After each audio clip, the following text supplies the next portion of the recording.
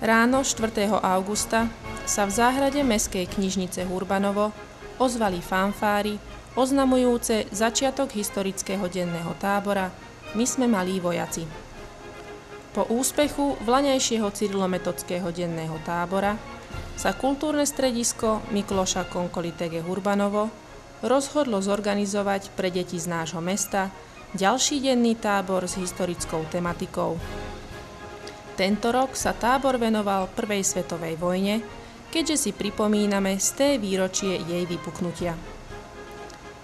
Deti sa vďaka príbehom dozvedeli, prečo a ako začala Prvá svetová vojna a ako sa skončila.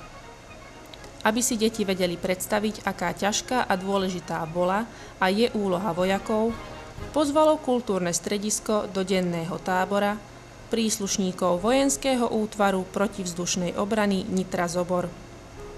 Vojaci a vojačky ukázali deťom časť práce, ktorú vykonávajú počas nasadenia v teréne.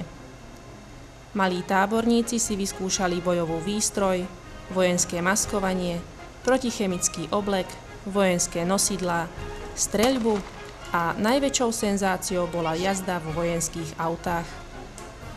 Okrem vojakov navštívili tábor aj zdravotníčky z miestneho spolku Slovenského Červeného kríža, ktoré deťom ukázali prvú pomoc, a kinológovia z kinologického klubu Hurbanovo s policajnými a záchranárskymi psami.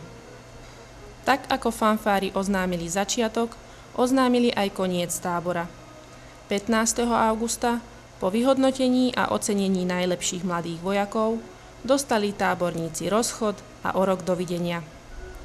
Kultúrne stredisko Mikloša Konkolitege Hurbanovo verí, že mu zachováte priazeň a že sa s mladými táborníkmi stretnú jeho zamestnanci aj budúci rok.